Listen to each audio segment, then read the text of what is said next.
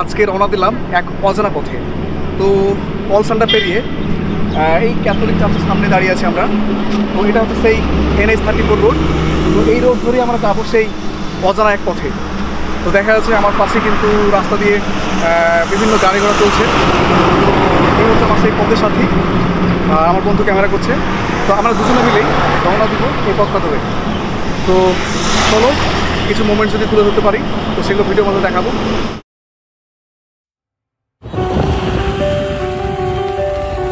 আমরা চলেছি জাতীয় সড়কের দীর্ঘ পথে। বাতাসে চল উঠছে, সামনে শুধু অসীম রাস্তা আর পিছনে ফেলে আসা শহরের কোলাহল। সঙ্গে আমার বন্ধু, একসাথে আমরা ছুটে চলেছি অজানা এক গ্রামের উদ্দেশ্যে, যেখানে অপেক্ষা করছে নতুন গল্প, নতুন অভিজ্ঞতা।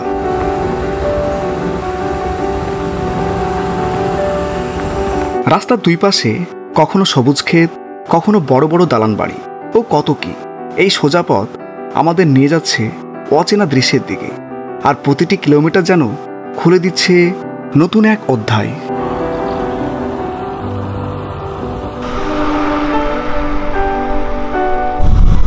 দর্শক বন্ধুরা, আমরা সেই NH-34 রোডটাতে যাচ্ছি।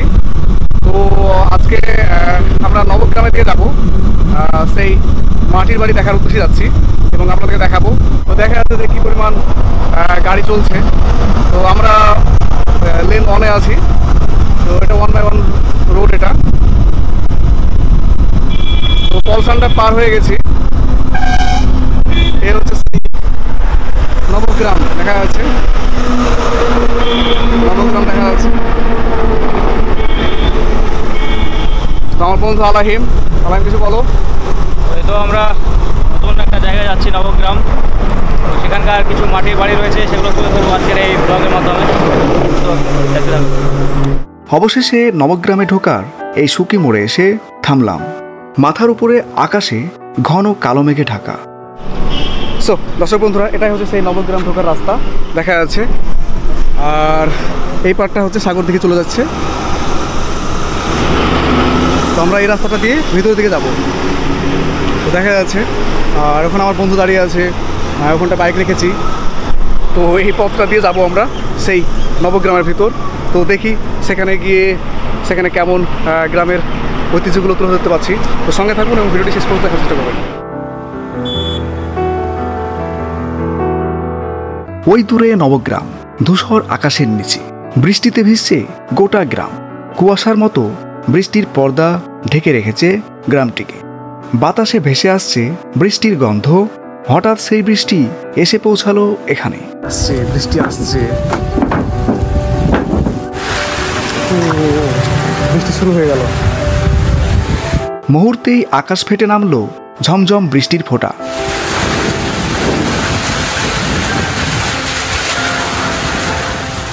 দৌড়ে এলাম রাস্তার ধারে এক ছোট্ট চায়ের দোকানে। সেই নবগ্রাম থেকে বৃষ্টির আওয়াজটা পাচ্ছিলাম, আর দেখছি কিছুক্ষণ পরেই বৃষ্টি চলে আসলো। দেখুন ভীষণ বৃষ্টি শুরু হয়ে গেল। টিনের চালের উপর বৃষ্টির টুপটাপ শব্দ কানে ভাসছে। আহা, কি যে ভালো লাগছে। বাইরে ভিজে যাচ্ছে পথ, বড় বড় গাড়িগুলো ছুটে চলেছে। চায়ের দোকানে অনেকেই আশ্রয় নিয়েছে। সো দর্শক বন্ধুরা, আমরা এখনও সেই সুকির মুড়ি বসে আছি। তো এই দিকটা হচ্ছে সাগর দিকে চলে যাচ্ছে, আর এই পার্টটা হচ্ছে নবগ্রাম। তো নবগ্রামের দিকে যাবো, তাই বসে আছি। ভীষণ বৃষ্টি হচ্ছিল, তো এখন হালকা হালকা বৃষ্টি হচ্ছে। তো বৃষ্টি ছুটলে তবে আমরা সেই গ্রামের দিকে যাব। তো জানি না কখন বৃষ্টি ছুটবে। তো এই বন্ধ চায়ের দোকানে বসে আছি। চায়ের দোকান খোলা থাকলে হয়তো চা বিস্কুট খেতাম। তো বৃষ্টি ছুটলে তবে আমরা সেই গ্রামের দিকে যাব। কয়েক ঘন্টা বৃষ্টি শেষে গ্রামের উদ্দেশ্যে রওনা দিলাম। দর্শক বন্ধুরা, আমরা এবার নবগ্রামের দিকে যাচ্ছি। তো বৃষ্টি বন্ধ হলো, তো তারপরে আমরা রওনা দিলাম। তো এই হচ্ছে সেই গ্রাম। তো গ্রামের ভিতরে ঢুকছি। মুর্শিদাবাদ জেলার নবগ্রাম। নবগ্রামের গ্রামীণ জীবন এক অন্যরকম সৌন্দর্যে মোড়া। আর এখানেই দেখা যায় মাটির পুরনো বাড়ি। নবগ্রামে ঢুকতে না ঢুকতেই দেখতে পারছি রাস্তার দুপাশে মাটির তৈরি একতলা দুইতলা বাড়ি। এই মাটির বাড়ি যেন সময়ের সঙ্গে ছুঁয়ে যাওয়া এক জীবন্ত ইতিহাস, যা আমাদের পূর্বপুরুষদের হাতের জাদুই গড়ে তোলা।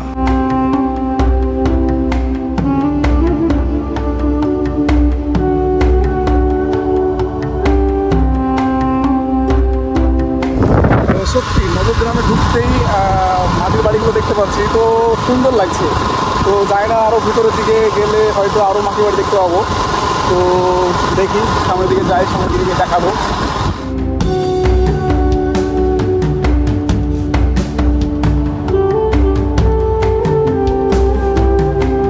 রাস্তার দুই পাশে বিস্তৃত সোনালী ধানের ক্ষেত, যেন প্রকৃতির এক অপার মেলবন্ধন।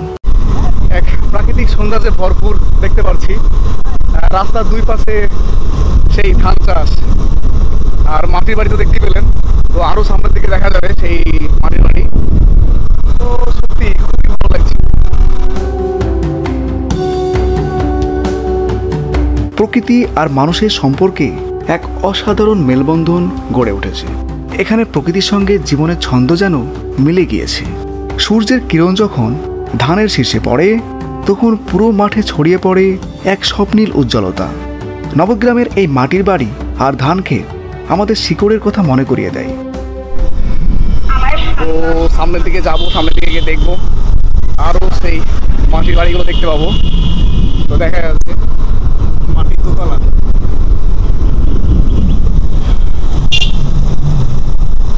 তো আকাশে হালকা হালকা মেঘ দেখা যাচ্ছে। তো বৃষ্টি হলো, তো বৃষ্টির শেষে আমরা বেরিয়ে পড়েছি। জানি না আবারও বৃষ্টি চলে আসতে পারে।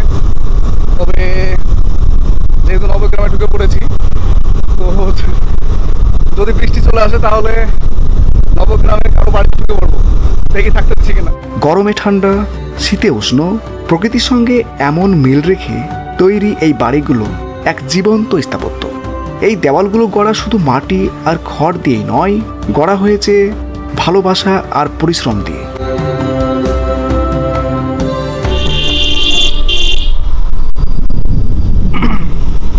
তো দর্শক বন্ধুরা, এখানে শুধু মাটির বাড়ি নয়, এখানে সুন্দর সুন্দর পাকা বাড়িও আছে। তো হয়তো আস্তে আস্তে মাটির বাড়ি ভেঙে নতুন করে সেই পাকা বাড়ি করছে। তো বেশ ভালোই লাগছে, প্রাকৃতিক সৌন্দর্যে ভরপুর।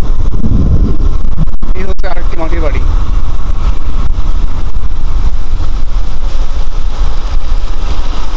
তো বৃষ্টির কারণে রাস্তার এই অবস্থা। তো এদিকে একটা রাস্তা আছে। তো আজকে সত্যি নবগ্রাম থেকে যারা দেখছেন তারা অবশ্যই কমেন্ট করে জানাবেন। তো মুর্শিদাবাদ জেলার এই নবগ্রামে কিন্তু বেশিরভাগই মাটির বাড়ি দেখা যায়। তো সেই জন্যই চলে আসলাম এই নবগ্রামে।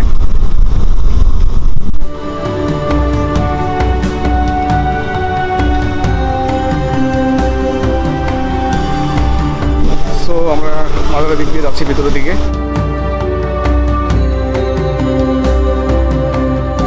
গ্রামের বাতাসে মিশে আছে কৃষকের পরিশ্রমের গন্ধ, আর মাটির ঘ্রাণে লুকিয়ে আছে কত গল্প। যুগের সাথে সাথে আধুনিকতা ছোঁয়া পেলেও এখনও টিকে আছে নবগ্রামের ঐতিহ্যবাহী মাটির বাড়ি।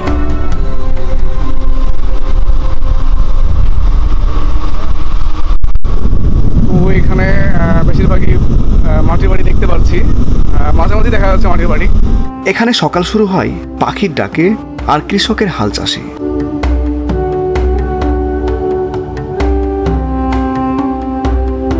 মাটির বাড়ি দেখতে দেখতে কখন যে নবগ্রাম পেরিয়ে চলে এসেছি বুঝতেই পারিনি। সামনে যে পথ যাচ্ছে তা হলো 5 গ্রামের দিকে। চোখে পড়ল এক বিশাল বিল, যার নাম মা বসিয়া।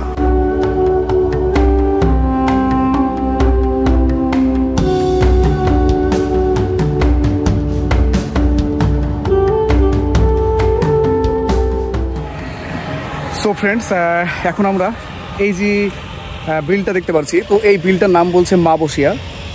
তো এখন আমি যে জায়গাটা দাঁড়িয়ে আছি, নবগ্রাম পার করে 5 গ্রামের যে রাস্তাটা আছে দেখা যাচ্ছে। তো এই দিকটা হচ্ছে 5 গ্রাম রাস্তা।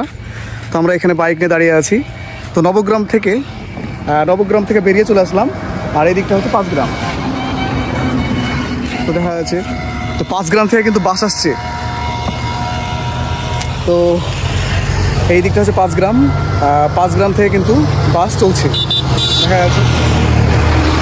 এই বাসটা চলে গেল। তো এই বাসটা সম্ভবত বহরমপুরের দিকে যেতে পারে। তো দেখা যাচ্ছে সরু রাস্তা, তো দেখতেই সুন্দর লাগছে। বিশাল স্পিডে কিন্তু বাইক চলে যাচ্ছে। তো এটা কিন্তু খুব সাবধানে হাঁটতে হবে এই রাস্তাটা দিয়ে, কারণ এই রাস্তাটি দিয়ে সমস্ত রকমের গাড়ি কিন্তু চলছে। তো এইদিকে সেই 5 গ্রাম, তো অন্য একদিন যাবো সেই 5 গ্রামের দিকে। নিঃশব্দে পানির বুক জুড়ে ছড়িয়ে আছে শান্তির ছোঁয়া। অনেকেই ওই দূরে ডিঙিতে মাছ ধরছেন, বাতাসে ভেসে আসছে পানির গন্ধ। এই এক গ্রামের রঙিন গল্প। গ্রামের মানুষ সারাদিন চাষাবাদ, পশু চড়ানো আর সন্ধ্যায় ফিরে আসে সেই মাটির ঘরে। এ এক এমন জীবনযাত্রা যা শহরের কোলাহল থেকে অনেক দূরে, অথচ হৃদয়ের কাছে। তো দর্শক বন্ধুরা, এই ছিল ভিডিওটি যদি ভালো লেগে থাকে অবশ্যই লাইক করবে, কমেন্ট করতে ভুলবে না, আর হ্যাঁ, চ্যানেলটি সাবস্ক্রাইব করে সঙ্গে থাকবে। Thanks for watching this video.